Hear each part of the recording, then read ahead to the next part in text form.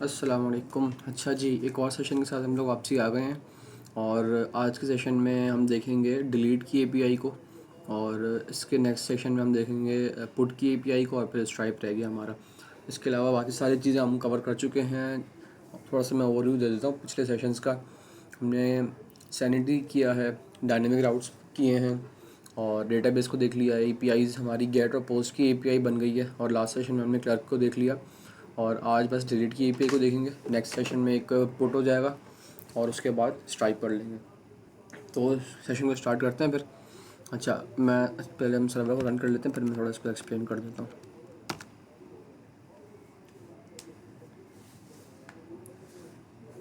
जैसे कि last session में मैंने बताया था आपको, क्लर्क वाला सेशन देखा था आपने, तो वो सेशन लाजमी देख लीजिएगा, नहीं तो फिर आपको ये समझ नहीं आएगा। क्योंकि यूज़र आईडी जो हम यूज़ कर रहे हैं वो क्लर्क की यूज़ कर रहे हैं। सेशन हमें हर एक यूज़र के अलग यूज़र आईडी मिल रही है, तो उसके लिए कोशिश करिएगा कि क्लर्क वाले सेशन को पहले लाजमी देख लें, ताकि ये वाला सेशन जो है समझ में आ जाए आपको।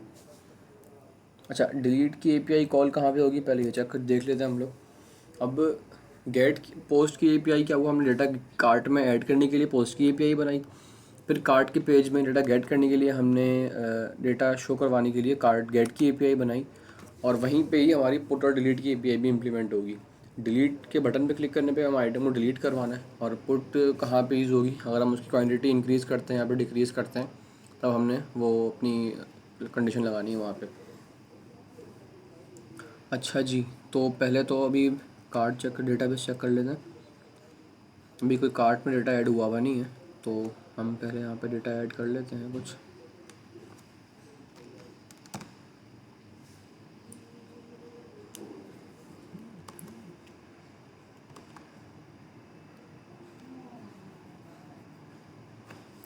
ठीक है, तो कोई रैंडम डेटा ऐड कर लेते हैं हम अभी। 6 आइटम इसके ऐड कर दिए हमने, और 5 ये भी ऐड कर दिए, ये ऐड कर दिया। अच्छा, फिर हम चलते हैं कार्ट पे। तो यहाँ पे हमारे आइटम्स जो हैं वो शो हो रहे हैं। और अगर डेटाबेस चेक करें हम, तो डेटाबेस में हमारे आइटम्स शो हो रहे हैं। अच्छा, एक चीज़ पोस्ट की एपीआई में थोड़ी सी मिस कर दी थी शायद मैंने, मैं वो चीज़ बता देता हूँ आपको। पहले मैं उसको फिक्स करेंगे, उसके बाद फिर हम पुट डिलीट की एपीआई की तरफ चलते हैं। एपीआई में आते हैं। अच्छा, चीज़ चेंज जो थोड़ी सी करवानी थी मुझे, और वो ये चीज़ थी कि पोस्ट की एपीआई का है, हाँ पोस्ट की एपीआई ये रही। तो अब हम जो क्वांटिटी अपडेट करवा रहे थे डेटा ऐड करते हुए, अगर वो आइटम ऑलरेडी एग्जिस्ट करता है तो क्या ऐड होना चाहिए। मिसाल के तौर पे ऑल प्रोडक्ट्स में आते हैं, ब्लैक शर्ट में आते हैं। अब यहाँ से मैंने एक बार आइटम ऐड किया 5, और मैंने ऐड टू कार्ट किया। इसको यहाँ पे मैं कंफर्म कर लेता हूँ, और ये 5 के साथ अपडेट हो गया। फिर अगर मैं दोबारा इसको यहाँ से ऐड करता हूँ, मिसाल के तौर पे 1 क्वान्टिटी में इसकी दोबारा ऐड टू कार्ट करता हूँ, तो अब ये इस पर ऑटोमेटिकली वो अपडेट की क्यूरी चला रहा है। अगर मैं इसको रिफ्रेश करूँ तो इसने इसकी क्वान्टिटी और प्राइस को अपडेट कर दिया। लेकिन इसमें एक मसला है। मसला ये है कि अभी यूज़र ये वाला उठा रहा है ना जो ऐड हुआ, लॉगिन हुआ है, लेकिन हमने यहाँ पे टारगेट किया सिर्फ टाइटल को। टाइटल की बेस पे हमने क्वांटिटी प्राइस अपडेट करवा दी, यूज़र आईडी की बेस पे नहीं करवाई। इससे क्या होगा कि अगर मिसाल के तौर पे 4 यूज़र्स हैं, चारों ने सेम प्रोडक्ट कार्ट में ऐड किया हुआ है, तो कोई भी अगर एक उसकी क्वांटिटी अपडेट करेगा ना, तो उस प्रोडक्ट टाइटल से जितने भी आइटम कार्ट में ऐड हुए होंगे, चाहे वो किसी भी यूज़र का हो, उन सब की वो क्वांटिटी और प्राइस अपडेट कर देगा। यूज़र आईडी मैंने ऐड नहीं की थी इसके लिए, तो इसके लिए मुझे यूज़र आईडी को भी यहाँ पे ऐड करना पड़ेगा। जहाँ पे टारगेट कर रहा हूँ मैं टाइटल को, वहाँ पे यूज़र आईडी को भी मैं टारगेट करूँगा, तो उसके लिए थोड़ा सा इसकी वो चीज़ चेंज करनी पड़ेगी मुझे। यहाँ पे मैं इसको दोबारा से लिख लेता हूँ। एक cart columns dot product title को भी मैं टारगेट करेगा, और टाइटल के साथ साथ ये यूज़र आईडी को भी टारगेट करना चाहिए इसको। ठीक है, 2 चीज़। अच्छा, मैंने एक चीज़ और एक्सप्लेन की थी, टारगेट में हम वो चीज़ें लिखते हैं, और जो भी कॉलम लिखते हैं उसको हमें पहले ऑल्टर करना पड़ता है। अभी हमने सिर्फ टाइटल को ऑल्टर किया हुआ है, लेकिन यूज़र आईडी को ऑल्टर नहीं किया, तो उसको भी हम ऑल्टर कर लेते हैं। पहले हमें टेबल डिलीट करना पड़ेगा।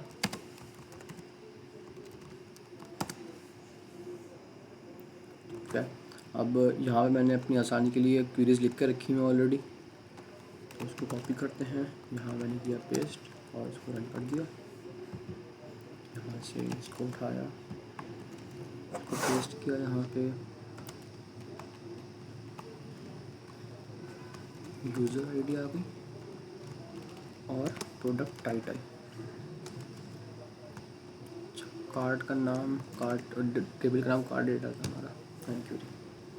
ठीक है, तो अब सेम वही टेबल हमारा बन गया, लेकिन अब की बार हमने क्या किया, हमने दो कॉलम्स को ऑल्टर किया, क्योंकि हम दो चीज़ों को दो कॉलम्स को टारगेट करके अपनी चीज़ें अपडेट करवाना चाह रहे हैं।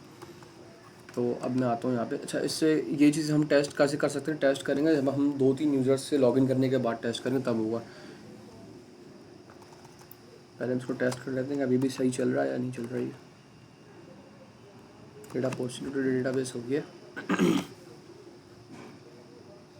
डेटा इसने ऐड कर दिया है, और इसको अपडेट करके चेक कर लेते हैं। अपडेट भी कर रहा है, ठीक है। तो ये मेरे ख्याल ये चीज़ आपको समझ में आ गई होगी अब। अच्छा, ये चीज़ तो हो गई। अब हम आते हैं अपनी डिलीट की एपीआई पे और वहाँ पे आके चेंजेस करते हैं। मैंने ये चीज़ इसलिए करवा दी, अभी मेरे जहन से निकल गई थी, मैंने इसलिए अभी करवा दी क्योंकि जब हम डिलीट और पुट की एपीआई बनाते हैं ना, वो भी हम इसी के बेस पे बनाएंगे कि यूज़र आईडी की, अगर हमने सिर्फ यूज़र आईडी के बेस पे आइटम डिलीट करवाया तो सारे आइटम डिलीट हो जाएंगे, लेकिन जब वेरिएशन होगी तब चेंजेस करनी पड़ती हैं हमें। इसी तरीके से डिलीट की एपीआई में भी यही चीज़ होगी, और हम डिलीट वही आइटम करवाएंगे जो यूज़र आईडी मैच कर रही हो और साथ में टाइटल मैच कर रहा हो। तो उसके लिए हम बनाते हैं अपनी API, export const delete equals to करके हमने यहाँ पे रिक्वेस्ट टू गेट कर लेते हैं यहाँ से, और इसकी टाइप जो हमारे पास है वो नेक्स्ट रिक्वेस्ट ही यूज़ करेंगे, क्योंकि नेक्स्ट जेएस की बिल्ट इन टाइप है। और यहाँ पे हमने कर दिया इसको ऐसे, ठीक है। अच्छा जी, अब इसके अंदर हम पहले तो ट्राई कैच कर लेते हैं, और जैसे कि हम पहले करवाते हुए आए हैं, कैच के अंदर हम कंसोल करवाएंगे एरर को, और साथ में हम इसका एरर भी कंसोल करवा लेते हैं। Error deleting removing item from card, ठीक है। और ट्राई के अंदर फिर हम अपनी क्वेरी लिखते हैं जो हम ऑलरेडी ऊपर लिखते हुए आ रहे हैं, जिस तरीके से लिखते हुए आ रहे हैं डेटाबेस में, जो डेटाबेस का हमारा कॉन्स्टेंट है उसके अंदर हम क्वेरी लिखते हैं, जो डिजल ओ आर एम के फंक्शन हैं वही लिखेंगे हम लोग। तो यहाँ भी हम सेम वही चीज़ लिखेंगे, ऊपर लिखी हमने const response equals to await dB.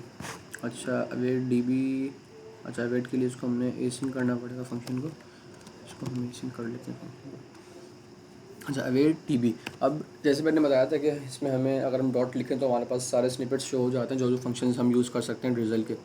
Delete के लिए फंक्शन है डिलीट का, जो कि यहाँ पे दिख जाएगा हमें, वो डिलीट लिखा हमने, और इसके अंदर हमने हमारे जो कॉलम जो हमने बनाया था टेबल जिस नेम से, जो कि यहाँ में ऑलरेडी ऊपर भी यूज़ किया हुआ है, जो हमारे टेबल का नाम है जिसके अंदर हमारा पूरा स्कीमा स्टोर हुआ हुआ है, यहाँ पे हमने सेम वो नाम पास करते हैं कि भाई इसके अंदर हम इस वाले कॉलम के अंदर, इस वाले फंक्शन के अंदर हम अपनी क्वेरी पास करना चाह रहे हैं।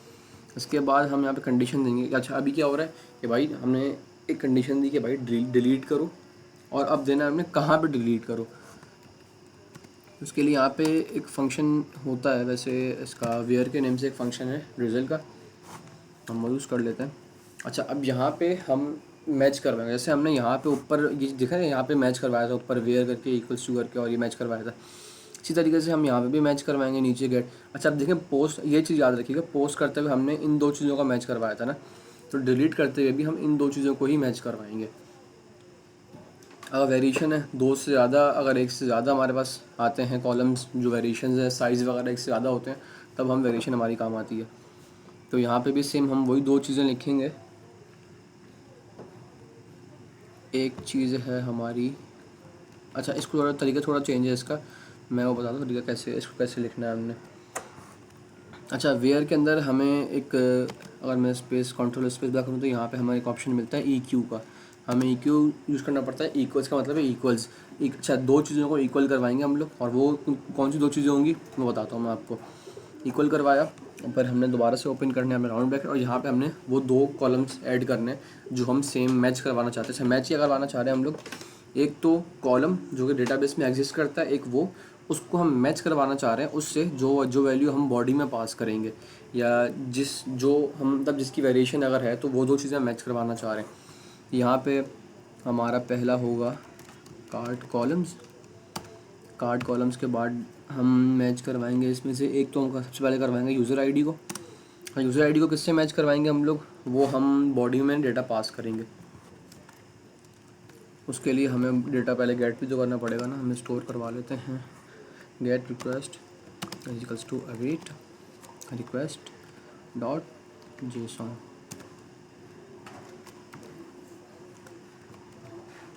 ठीक है, तो अब यहाँ पे दूसरी वैल्यू जो हमारी होगी वो हम इसको बॉडी में पास करेंगे, वो होगी रिक्वेस्ट डॉट यूज़र आईडी। ठीक है। अच्छा अभी क्या होगा, मैं आप पहले वो समझाता हूँ यहाँ तक जो हमने किया है उससे क्या होगा। मैं पहले काम करता हूँ, इसको API कंप्लीट कर लेते हैं। यहाँ पे एक और चीज़ आएगी रिटर्निंग, जिससे हमारा डेटा रिटर्न होकर हमें मिल जाएगा। ठीक है। अच्छा इसके बाद हमें इन दोनों में जो हमने ट्राई कैच किया, इन दोनों में हमें एक मिनट, हाँ जैसे हमने ऊपर भी हर API के अंदर ट्राई कैच पे रिटर्न करवाई है वैल्यू, तो हम इसमें भी नीचे भी सेम वही चीज़ रिटर्न करवाएंगे। तो हम यहाँ पे लिखते हैं रिटर्न, और आगे आएगा हमारा नेक्स्ट रिस्पॉन्स फिर आएगा जेसॉन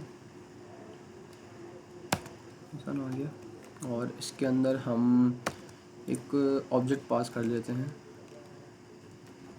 मैसेज का, और मैसेज हम पास करेंगे इसके अंदर प्रोडक्ट सक्सेसफुली डिलीटेड, और इसी तरीके से हम यहाँ भी पास करेंगे, और इसके अंदर हम मैसेज पास करवाएंगे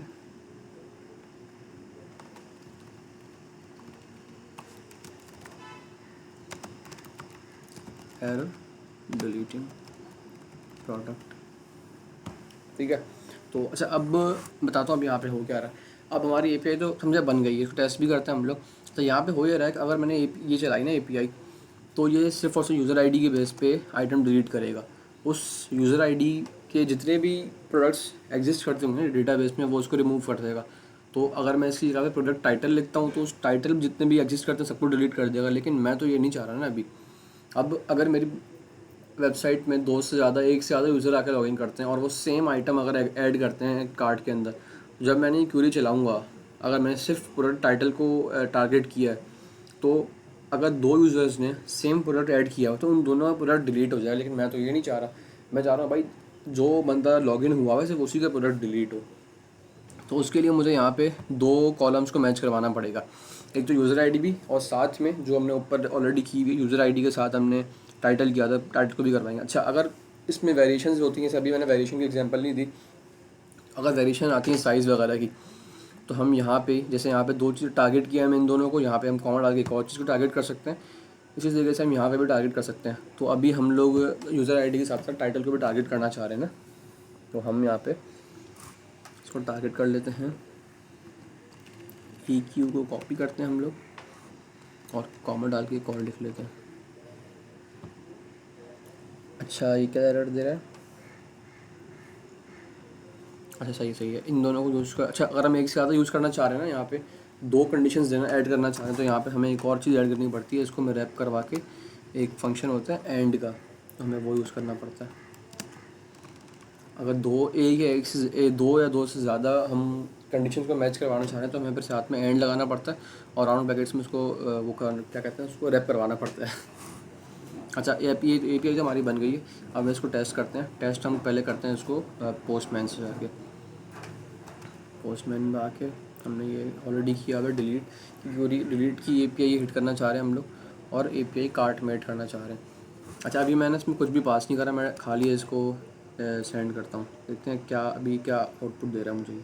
अभी दे रहा है 500 इंटरनल सर्वर एरर दे रहा है। अच्छा सर्वर एरर क्यों दे रहा है, अनएक्सपेक्टेड एंड ऑफ इनपुट, मतलब कि मैंने इसमें, अच्छा अब ये एक्सपेक्ट कर रहा है कि भाई इसको 2 पैरामीटर्स दोगे आप, एक अच्छा ये चीज़ मैंने अच्छा इसको अपडेट करना भूल गया हूँ मैं। यहाँ पे हम प्रोडक्ट टाइटल पास करेंगे।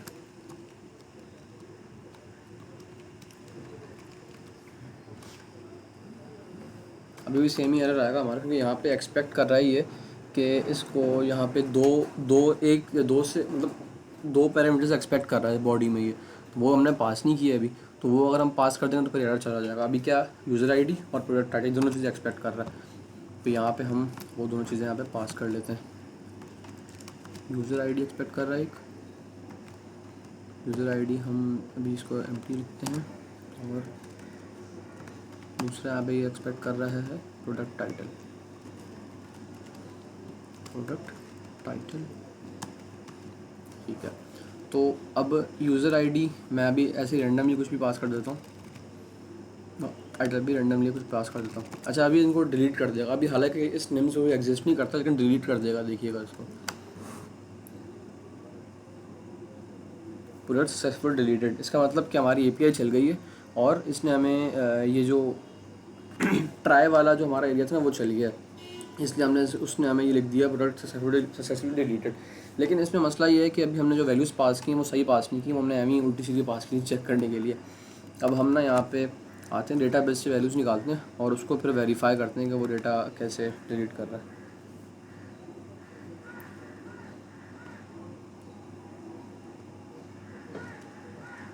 तो शुक्र है आज मसला नहीं कर रहा डेटाबेस, तो पहले बहुत डेटाबेस मसला कर रहा था मेरा।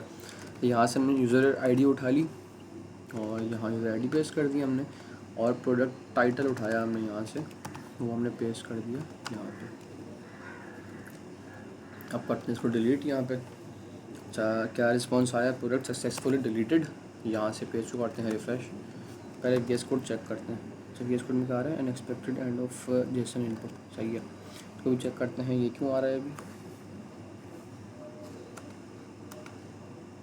अच्छा डेटा इसने डिलीट कर दिया, मेरा एपीआई हमारी सही चल गई है। अच्छा ये एरर पुराना आ रहा है, ये एरर पुराना है क्योंकि हमने कुछ कंसोल नहीं करवाया। अब अच्छा चेक करने के लिए अच्छा इसको रिस्पॉन्स तो ऐसे में मिल गया, लेकिन हम अगर वीएस कोड में चेक करना चाह रहे हैं तो अब यहाँ पे ना एक काम करते हैं, हम सी कंसोल करवा लेते हैं। ये जो एरर आ रहा है नीचे ये पुराना एरर आ रहा है, तो कन्फ्यूज़ नहीं होइएगा इससे आप लोग। हम यहाँ पे ना कंसोल करवा लेते हैं, सेम यही चीज़ सक्सेसफुली डिलीट, ठीक है। अब फिर से ट्राई करते हैं। अच्छा आइटम देखें, आइटम डिलीट हो गया यहाँ से, सही है। अब हमारी एपीआई बन गई है, अब इसको हमने इम्प्लीमेंट करना है अपनी यूआई के साथ। तो हम अपने पेज पे आते हैं और पहले तो कोई प्रोडक्ट ऐड नहीं हुआ होगा इसमें, कार्ट में कुछ शो ही नहीं होगा। हम पहले कुछ रैंडम प्रोडक्ट्स ऐड कर लेते हैं ताकि कार्ट में वो शो हो जाए, और फिर उस पर हम डिलीट की एपीआई कॉल करेंगे।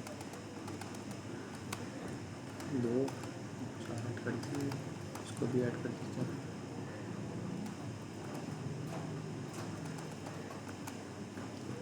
अच्छा जी, तो अब चलते हैं हम कार्ट के पेज पे और यहाँ पे चेक करते हैं। हमारे पास चारों प्रोडक्ट्स शो हो गए हैं जो हमने कार्ट में ऐड किए थे, और चल गए यहाँ पे। अभी डिलीट के ऊपर कुछ को क्लिक करने पे कुछ भी नहीं हो रहा, और प्लस माइनस के ऊपर भी कुछ भी नहीं हो रहा। अब आज हम करेंगे डिलीट पे क्लिक करने पर आइटम डिलीट होना चाहिए हमारा। अच्छा जी, तो इसको हम कर लेते हैं बंद।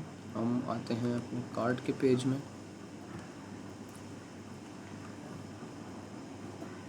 अच्छा जी, कार्ड के पेज में ये है हमारा डिलीट का बटन, इस पर हम कॉल करना चाह रहे हैं फंक्शन अपना, डिलीट की एपीआई कॉल करना चाहते हैं। पहले ना हम यहाँ पे ऑन क्लिक का फंक्शन बना लेते हैं, और ऑन क्लिक के फंक्शन में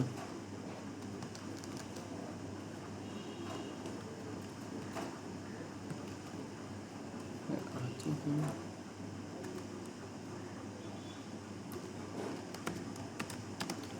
यहाँ पे हम लिखते हैं डिलीट। तो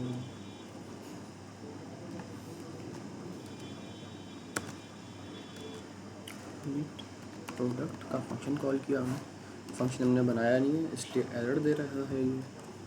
ऊपर चलते हैं, यहाँ पे हम एक फंक्शन बना लेते हैं डिलीट प्रोडक्ट के नाम से। फंक्शन डिलीट प्रोडक्ट का फंक्शन बन गया है हमारा, ठीक है। तो पहले इसमें कंसोल करवा रहे थे कुछ भी रैंडम वैल्यू हम लोग, ताकि पता लग जाए हमें कि हाँ वर्किंग चल रहा है हमारा फंक्शन। हम आते हैं यहाँ पे, इसको पेज शो करते हैं, फिर अच्छा पेज ही हमारा क्लाइंट साइड है ना, तो मुझे यहाँ पे कंसोल चेक करना पड़ेगा इसका।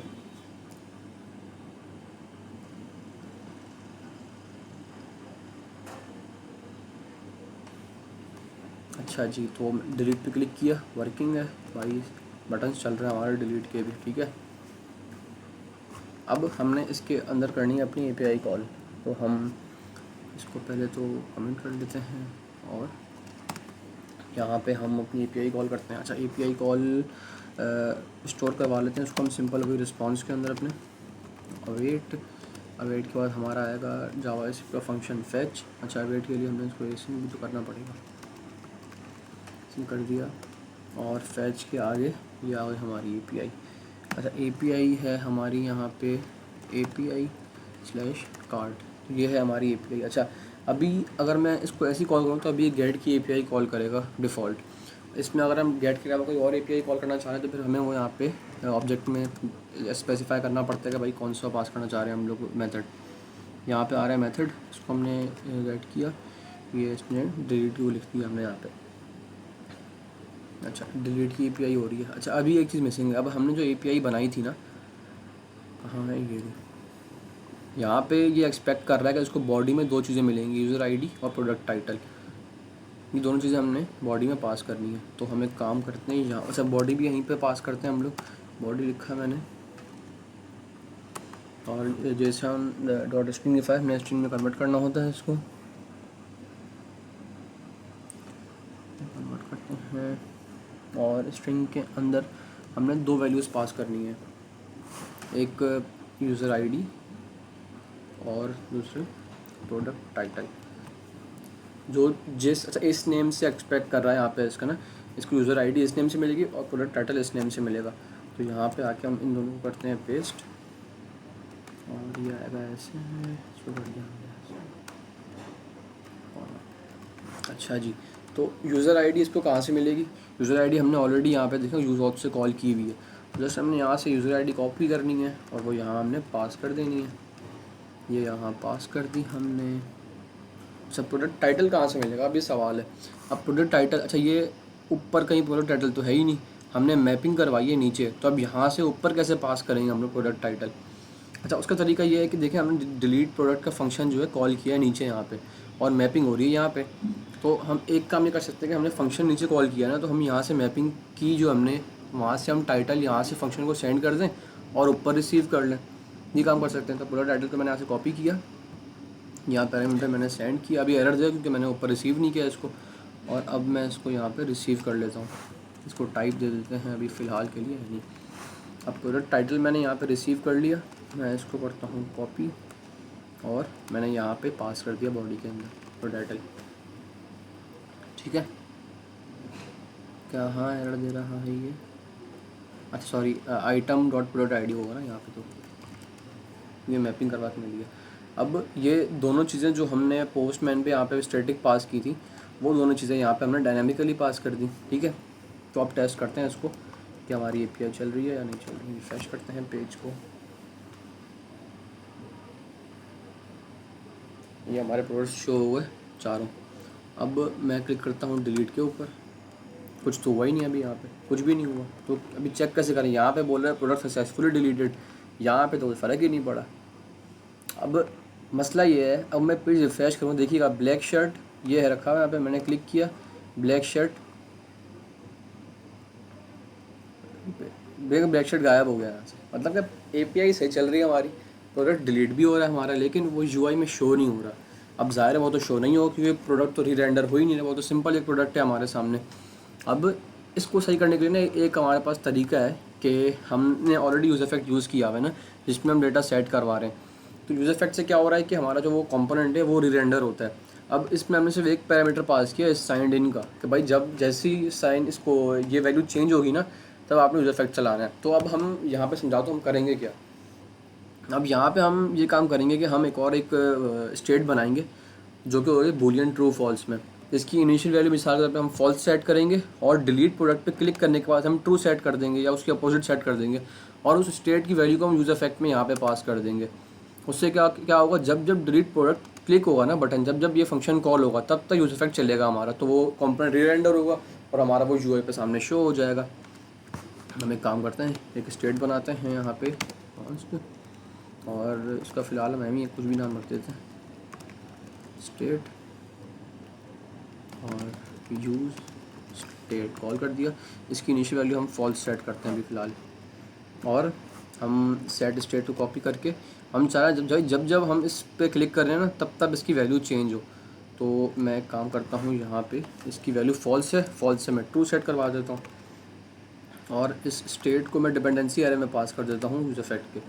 ठीक है, अब क्या होगा, अब इस स्टेट की इनिशियल वैल्यू है फॉल्स। ठीक है, जब जब हम डिलीट प्रोडक्ट पे क्लिक करेंगे तब तब उसकी वैल्यू ट्रू हो जाएगी, मतलब कि इसकी वैल्यू अपडेट होगी। जब जब इसकी वैल्यू अपडेट होगी तब तक यूज़ इफेक्ट हमारा दोबारा कॉल हो जाएगा। अब मैं आपको दिखाता हूँ इससे फ़र्क क्या पड़ा। अभी भी इसमें एक ट्रिक है, अभी भी काम नहीं करेगा, एक चीज़ इसमें अभी भी काम नहीं करेगी, और वो क्या चीज़ है वो भी दिखाता हूँ मैं आपको। अभी पेज रिफ्रेश किया, अभी देखो 3 प्रोडक्ट शो हो रहे हैं हमारे। मैंने इस पर क्लिक किया, देखें डिलीट हो गया, ये यूआई में शो हो गया मुझे। ये बड़ी अच्छी ही चाह रहे थे हम, हो गया हमारा काम। अब अगर दोबारा मैं इस पर क्लिक करता हूँ ना तो अब ये शो नहीं कर रहा है, दोबारा डिलीट नहीं कर रहा है इसको, और जब मैं इसको रिफ्रेश करूँगा तो वो डिलीट कर देगा इसको। ये देखें। अच्छा, अब ये क्यों हो रहा है, पहले तो इसकी वैल्यू थी फॉल्स, फिर इसकी वैल्यू जब हमने एक बार क्लिक किया इसको तो वैल्यू हो गई इसकी ट्रू। जब दूसरी बार क्लिक किया इसके ऊपर हमने तो वो ऑलरेडी ट्रू हुई हुई है, तो दोबारा ट्रू कैसे करेगा वो।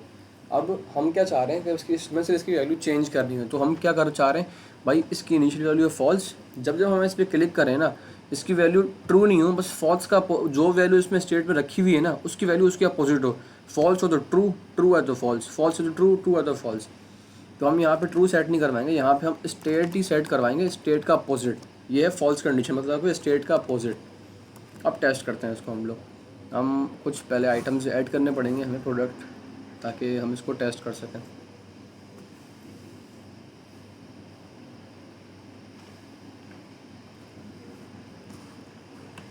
हम यहाँ से इसकी क्वांटिटी ऐड कर देते हैं 5। ऑल प्रोडक्ट्स में आते हैं, यहाँ से ब्लैक शर्ट भी ऐड कर लेते हैं, फिर आते हैं ऑनलाइन शर्ट भी एक आइटम ऐड कर लेते हैं। अब देखिए कार्ट में कितने प्रोडक्ट शो हो रहे हैं हमारे पास, 4 शो हो रहे हैं।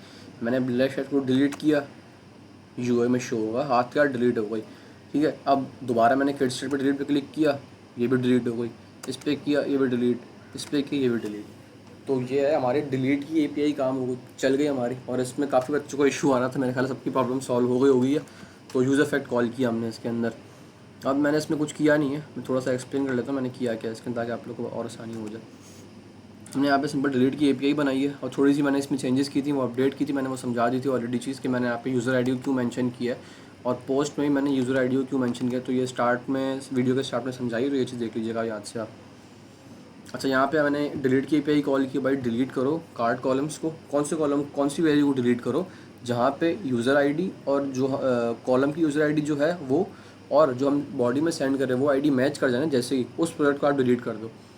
तो ये डिलीट कर रहा है उसको, और यहाँ पे हमने उस एपीआई कॉल करके यहाँ पे बोला है बॉडी में डेटा पास कर दिया, वही जो हम डेटा डिलीट करवाना चाह रहे थे। जो हमने एपीआई में कहा भाई, जो एपीआई एक्सपेक्ट कर रही थी वो हमने यहाँ पे बॉडी में पास कर दिया उसको, और फिर हमने स्टेट बनाई है ताकि यूज़र इफेक्ट को दोबारा से कॉल कर सकें। यूज़र इफेक्ट कॉल करने से हमारा कंपोनेंट रीरेंडर होगा, तो हमारे यूआई में लाइव दिखेगा हमें, कि जैसे डिलीट को क्लिक करेंगे हम तो हमारा प्रोडक्ट लाइव डिलीट होता हुआ नज़र आएगा हमें।